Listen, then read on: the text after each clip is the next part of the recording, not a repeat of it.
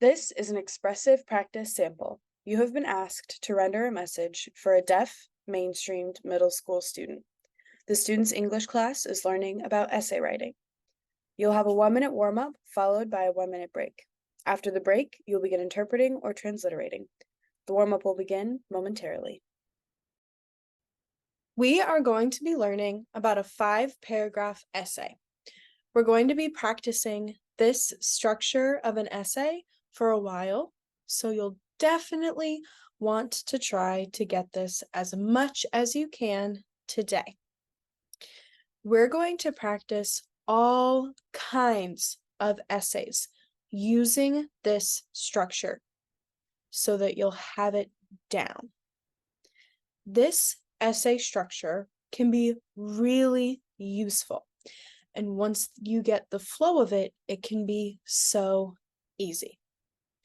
So we're going to learn the components of the 5-paragraph essay, the components of each paragraph in said essay, and what kind of topics you can use a 5-paragraph essay to discuss.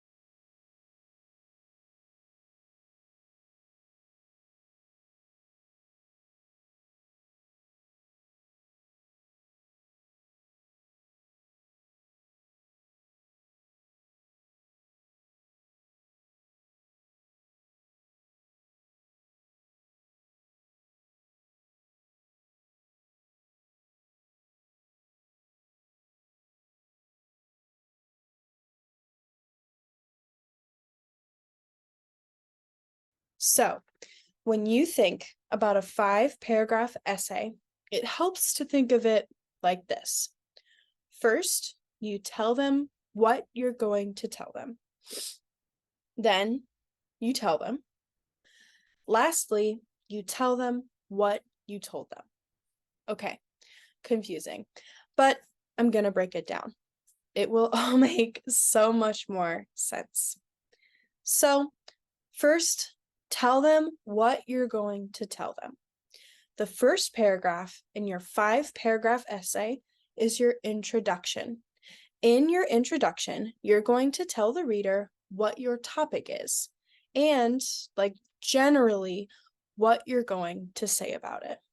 You don't need to put every single point that you're going to make in your essay in your introduction paragraph, because each of your main points will get its own paragraph.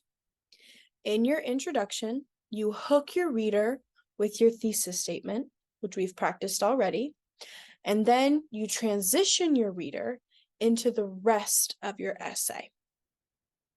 In your introduction paragraph, you tell them what you're going to tell them. You introduce them to your topic. Next, you tell them.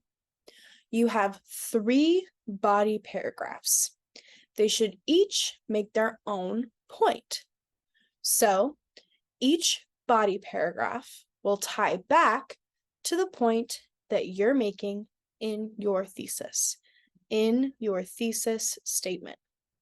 So when you're developing your thesis, you have to make sure that you have 3 points, because those 3 points are going to give you what you need to write in each body paragraph. This is you telling them. In each body paragraph, you want to make sure you have a topic sentence. This sentence directly ties to your thesis statement and is also like a thesis statement for that paragraph, right? It is your main point that you're going to expand on, support, justify, and explain in your body paragraph. So you have 3 body paragraphs. And then lastly, you have your conclusion. Your conclusion reiterates your thesis statement. It reiterates each of your topic sentences or the defense you gave for each topic and wraps it all up for the reader. This is you telling them what you told them, right? So, just to go through it all again. First, you tell them what you're going to tell them in your intro paragraph. Hook your reader.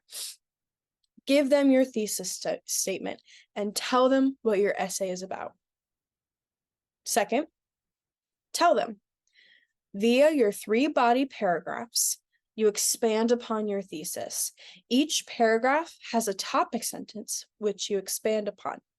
That is you telling them. Lastly, you tell them what you told them. Your concluding paragraph reiterates your thesis statement, touches on all of your topic sentences again, and then leaves your reader feeling fully informed about your topic. So, next, we're going to talk about what kind of essay this structure can be used for, okay? So, it can be really useful for any kind of essay, but I would say the main ones are defending an opinion and comparing and contrasting, okay? So, for example, defending an opinion. Let's say I want to say that my favorite color is purple. I think it is the best color. I'm going to take that idea and come up with 3 reasons why I think purple is the best color, right? First, I think purple is the best color because it represents wealth. Next, I think purple is the best color because it represents royalty. And last, I think purple is the best color because it goes with my other favorite colors really well. Okay, if I were to put that in the structure of a 5-paragraph essay, in my intro, I would tell my audience what my assertion, what my thesis is. And that would be purple is the best color.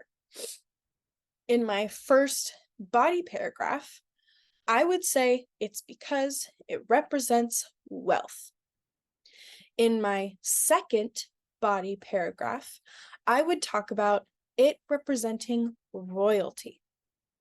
And in my third body paragraph, I would talk about how well it goes with my other favorite colors. And then in my last paragraph, my conclusion, I would reiterate those points and my assertion that purple is the best color.